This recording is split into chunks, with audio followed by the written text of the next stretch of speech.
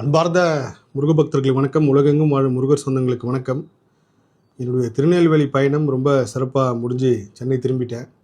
இந்த காணொலி பதிவு செய்கிற நாள் சனிக்கிழமை. இன்றைக்கி சனிக்கிழமை ஐபிசி பக்தியில் ஒரு முக்கியமான நேர்காணல் வந்திருக்கணும். நான் சென்ற வாரம் ஞாயிற்றுக்கிழமை கொடுத்த நேர்காணல் சிறுவாபுரி ரகசியங்கள், அதுக்கப்புறம் பர்வதராஜ குலம் பாம்பன் சுவாமிகள் பற்றின ஒரு சில விஷயங்கள்.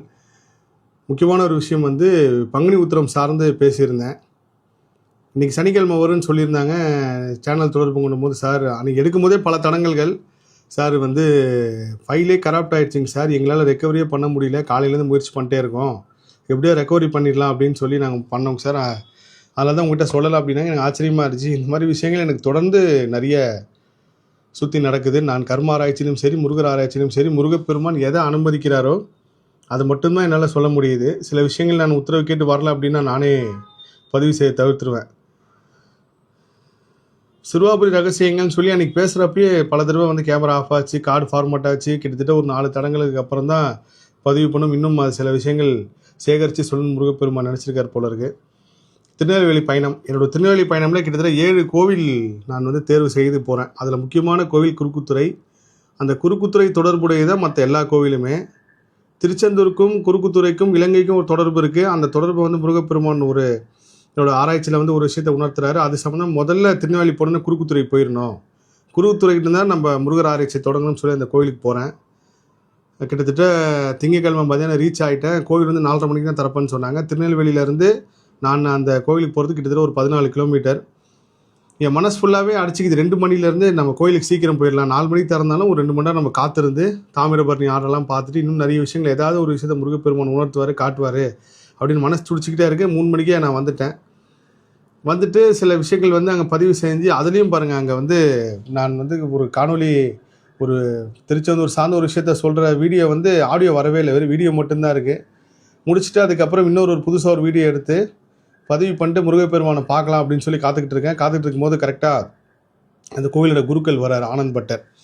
அவர் வந்தோடனே என்கிட்ட சொல்கிறார், ஐயா என்ன ஞாபகம் இருக்குங்களா அப்படின்னு கேட்டார். என்னங்கன்னா, நான் உங்களுக்கு திருச்செந்தூரில் ஒரு வேல் கொடுத்தாலே அந்த வேலை நான் தான் கேட்டேன், ஞாபகம் இருக்கா அப்படின்னு. அப்புறம் எனக்கு பழைய மெமரிஸ் கலெக்ட் பண்ணி பார்த்தா, ஆமாங்கய்யா நான் அப்போ அவர்கிட்ட என்ன சொன்னேன்னா, எனக்கு முருகர் உத்தரவு கொடுத்தா கண்டிப்பாக உங்கள் கோவிலுக்கு தரேன் அப்படின்னு சொல்லியிருந்தேன். அவரும் பெருந்தன்மையாக சரிங்க முருகர் உத்தரவு கொடுப்பாரு அப்படின்னு சொல்லி வச்சுட்டாரு. எனக்கு அந்த நிமிஷம் வரைக்கும் தெரியாது குறுக்குத்துறைக்கு ஏன் நம்மளை முருகர் வர வச்சிருக்காரு அப்படின்னு சொல்லி. அவர் பேசி முடிச்சதுக்கப்புறம் கோவில் திறக்கிறாரு. நான் இன்னொரு காணொலி பதிவு பண்ணிட்டு திரும்ப கோயிலுக்குள்ளே போகிறேன். போய் முருகப்பெருமான்ட்டு ஆர்த்தி கேட்டுறப்போ நான் அந்த கோயிலை பற்றி தேடுறப்போ நிறைய காணொலிகள் சமூக வலையத்தில் இருக்குது.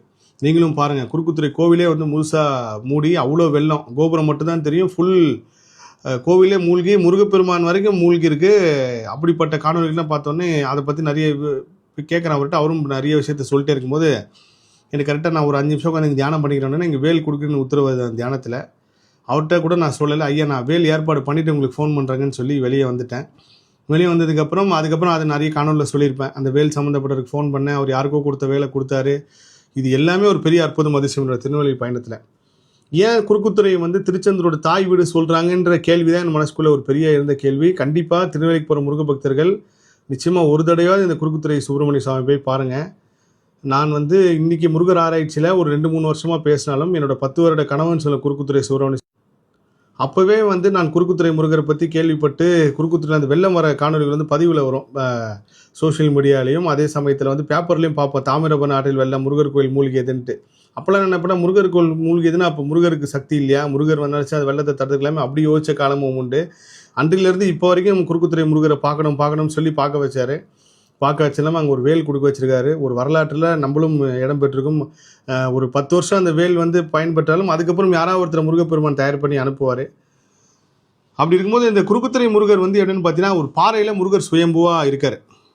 அதுக்கு வயசோ இல்லை இதுதான் குறிப்பிட்ட காலமோ இத்தனை ஆண்டுகள் அப்படின்னு சொல்லி எதுவுமே கிடையாது. இவங்க சொல்கிறது எல்லாமே ஒரு 1000 வருஷம் 350 வருஷம் சொல்கிறாங்க. ஆனால் குறுக்குத்துறை முருகர் நீங்கள் உள்ளே போய் பார்க்கும்போது ஒரு பாறையில் முயர் சுயம்புவாக இருக்கார். முதல்ல முருகர் தான் உருவாகியிருக்காங்க, அப்புறம் தான் வள்ளி தெய்வானை வந்திருக்காங்க. இது ஒரு பெரிய அற்புதம். அதுக்கப்புறம் பார்த்தீங்கன்னா அந்த முருகர் பாறை இருக்குது பாருங்கள், அந்த பாறையோட தொடர்ச்சி தான் அந்த பஞ்சலிங்கம். அந்த பஞ்சலிங்கத்துக்கும் முருகருக்கும் கருவறையில் இருக்க நடுவில் ஒரு பெரிய பாறை இருந்திருக்கு. அந்த பாறையில் இருந்து தான் 2 முருகர் சிலை உருவாக்கியிருக்காங்க. அதில் ஒரு முருகர் சிலை உண்மையிலே ஆச்சரியம், திருச்செந்தூரில் இருக்குது. இன்னொரு முருகர் சிலை ஒரு இடத்துல இருக்குது. அடுத்த காணொலியில் அது எந்த இடம், அதுக்கும் திருச்செந்தூருக்கு என்ன தொடர்பு, இன்னும் குறுக்குத்துறை பற்றியே நான் ஒரு சில விஷயங்கள் தான் ரிவீல் பண்ணியிருக்கேன். அதுவும் முருகப்பெருமான் அனுமதியோட ஏதாவது ஒரு நேர்காணலில் கண்டிப்பாக பெருசாகவே இதை பற்றின ஒரு 1 மணி நேரம் 2 மணி நேரம் நான் வந்து பதிவு செய்கிறேன். அதோட மொத்த தகவலும் திரட்டி வச்சுருக்கேன். பெரிய விஷயம் வந்து பஞ்சலிங்கம், அது பார்த்துருப்பீங்க பார்வதி தேவியோட. இதோட தொடர்ச்சி தான் திருச்செந்தூர்லேயும் அந்த பஞ்சலிங்கம் இருக்கிறது. அசுரமயில், தேவமயில், இப்படி 2 மயில் இருக்கும்போது முருகருக்கு இன்னொரு மந்திர மயிலும் இருந்திருக்கு. இது எல்லாமே எங்கே போய் கனெக்ட் ஆகுதுன்னு பார்த்தீங்கன்னா திருச்செந்தூர். அந்த திருச்செந்தூருக்கு முன்னாடி ஒரு காலம் இருக்குது, கந்தபுராணத்துக்கு சூரசம்காரத்துக்கு முன்னாடி ஒரு காலம் இருக்குன்னா அது குறுக்குத்துறை. அதே மாதிரி வந்து இன்னொரு முக்கியமான விஷயம் என்னென்னா, அங்கே இருக்கிற ஒரு உற்சவர் சிலை, அந்த உற்சவர் சிலை தேடி தான் நான் போனேன். ஆனால் கடைசியில் அது குறுக்குத்துறையில் கிடையாது. அங்கேருந்து ஒரு 4 கிலோமீட்டர் தள்ளி ஒரு கோவில் சொல்கிறாங்க, அங்கே போகிறேன். அதுக்கப்புறம் ஒரு 3 கிலோமீட்டர் தள்ளி சொல்கிறாங்க. அதுக்கப்புறம் ஒரு 10 கிலோமீட்டர் தள்ளி அப்படி ஒரு 6 கோயிலுக்கு போகிறேன். அந்த 6 கோயிலில் 5வது ஒரு கோயிலில் முருகப்பெருமான் ஒரு விஷயத்தை காட்டினார். அது எந்த கோவில்? அதுவும் இன்னும் பெரிய அளவுக்கு கூஸ்பம்பான ஒரு விஷயம். இதை காட்டுறதுக்காக தான் இந்த திருநெல்வேலி பயணமே, என்னோடய முருகர் ஆராய்ச்சியே. அடுத்த காணொலியில் திருச்செந்தூருக்கும் அந்த மூலவர் சிலைக்கும் இன்னொரு இடத்துல அதே மாதிரி ஒரு விஷயம் இருக்கிறதுக்கு உண்டான விஷயத்தை பதிவு செய்கிறேன். எல்லா புகழும் முருகனுக்கே. நன்றி.